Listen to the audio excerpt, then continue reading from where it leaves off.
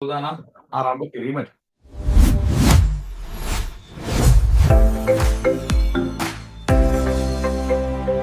අපි සාකච්ඡා කරන්න සූදානම් ඔබ සමග අද පාඩමෙන් කොහොමද අපි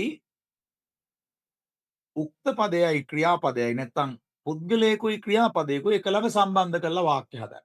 ඉතින් සාමාන්‍ය ඉංග්‍රීසි භාෂාවේ ඔබ දැනගත යුතුම භාවිතයක් තමයි මම එනවා I come කියලා කියනවා. ඔයා එනවා you come කියලා කියනවා. එතකොට මම යනවා I go කියලා කියනවා. ඔයා යනවා you go කියලා කියනවා.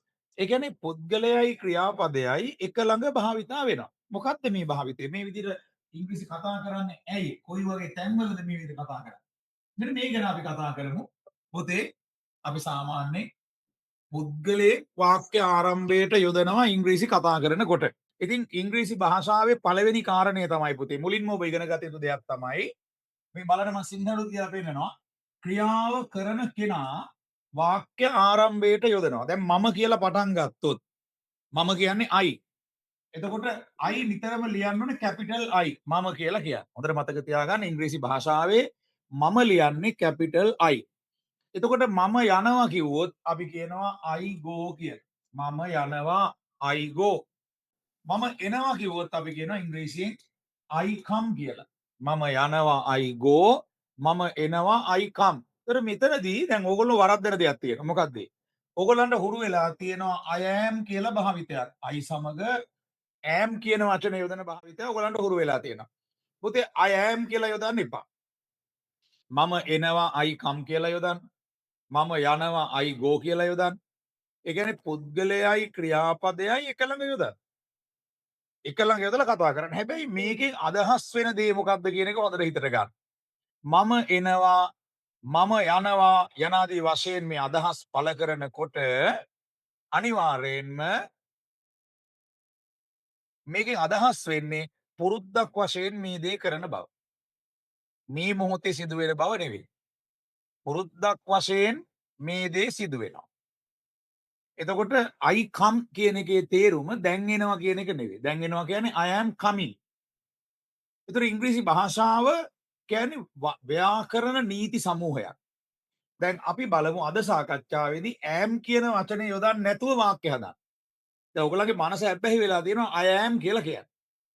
ඒ අනුව ඉංග්‍රීසි භාෂාව මුලින්ම ඉගෙන ගන්න කෙනෙක් හිතන්න ඕන දේ තමයි අපි ඉංග්‍රීසි භාෂාව පියවරෙන් පියවර ඉගෙන ගන්න. පටලව ගන්න එපා. ඒ වගේ මනසට ගොඩක් දේවල් එනවා එකපාරට.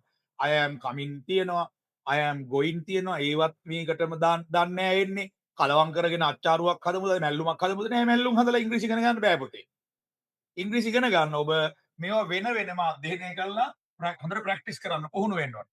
එතකොට මම එනවා කියන්නේ I come. මම යනවා කියන්නේ I go.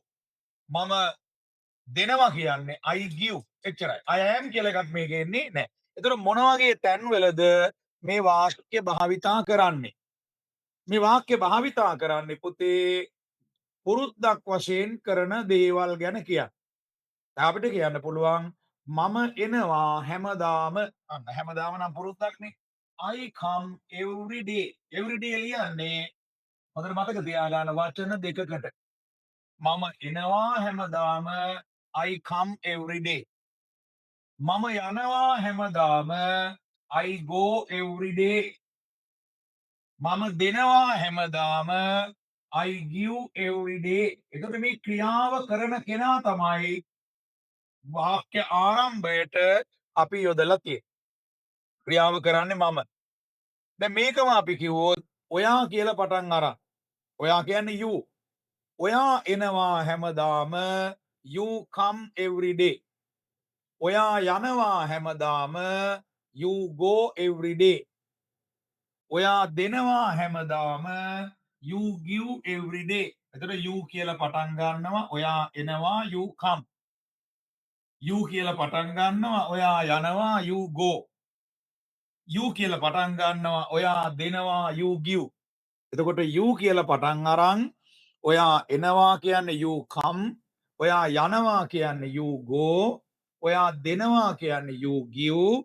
ඒ කියන්නේ you කියන්නේ ඔයා කියන එක ඒත් එක්ක අපි ක්‍රියාපදය සම්බන්ධ කරනවා. You come every day. ඔයා එනවා හැමදාම.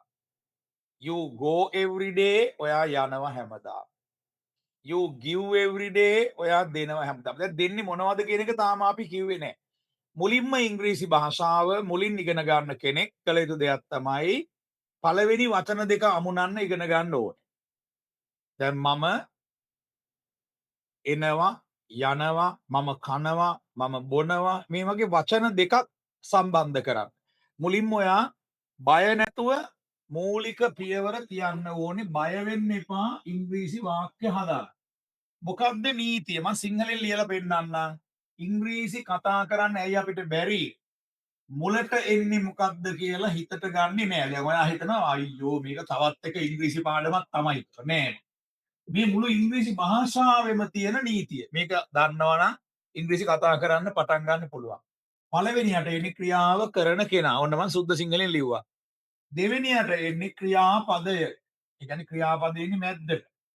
ඔය පද දෙක ගැලපුවාම ඉංග්‍රීසි වාක්‍යයක් හැදෙනවා. එතකොට ක්‍රියාව කරන කෙනා මම වුණොත් I අපි කියනවා මම කනවා. එතකොට හැබැයි ක්‍රියාපදයට මේකේ ing දාන්නේ. eating කියලා කියන්නේ. මම කනවා කියන්නේ I eat. දැන් ඕකෙදි කන්නේ මොනවාද කියන එක දැන් මෙතන ප්‍රශ්නයක්. මම සිංහලෙන් ලියන්නම්. කන්නේ මොනවාද? I eat. මොනවාද කන්නේ? තුන්වෙනියට දාන්න ඕනේ ඔයා. කන්නේ මොනවාද කියලා. ඒතර කන්නේ මාළු නම් අන්න ක්‍රියාපදයට පස්සේ දානවා fish කියලා. I eat fish. මම කනවා මාළු. I eat fish. I කියලා පටන් ගත්තා. දෙවෙනි පියවරට කනවා කියන්න eat කියන පදේ යෙදුවා. ඊළඟට මාළු කියලා කියන්න fish කියන වචනේ යෙදුවා. මම කනවා මාළු. I eat fish. හැබැයි මේකෙන් කියන්නේ මොකක්ද? දැන් කනවා කියන එක නෙවෙයි. මේකෙන් කියන්නේ පුරුද්දක් වශයෙන් මම මාළු කනවා. මේකට අපි කියනවා සරල වර්තමානය නැත්තම් සිම්පල් ප්‍රසන්ට් ටෙන්ස් කියලා. මේකේ මුලින්ම ඔබ කරන්න ඕනේ බය නැතිකම ගොඩනගා ගන්න එක ඉංග්‍රීසි වාක්‍ය හදන්න. ඒ බය නැති වෙන්නේ කොහොමද? ඉංග්‍රීසි ඉගෙන ගන්න පටන් ගන්න කෙනෙකුට ඉංග්‍රීසි භාෂාව පිළිබඳ බය නැති වෙන්නේ එයා බය නැතුව ක්‍රියාව කරන කෙනෙක්ගෙන් වාක්‍ය පටන් ගන්න මනසට දැඩිව යම්කිසි අදහසක් ඇතුල් කර ගන්නවා. සංඥාවක් දෙනවා මනසට. මම වාක්‍යයක් පටන් ගන්න ක්‍රියාව කරන කෙනාගෙන්. කියලා මෙන්න මෙතන එයා පටලවන්නේ. එයා දන්නවා මේක භාෂාවේ ප්‍රබලම නීතිය කියලා. එතකොට මේ ප්‍රබල නීතිය යොදාගෙන එයා කියනවා මම කනවා I eat. දැන් සිංහලෙන් කියන්න පුළුවන් මාළු කනවා කියලා.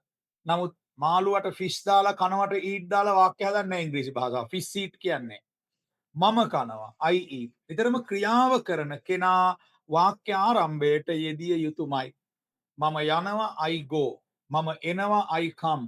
මම වැඩ කරනවා I work. එතකොට I am කියලා එකක් මේ රටාවේ එන්නෙත් නැහැ.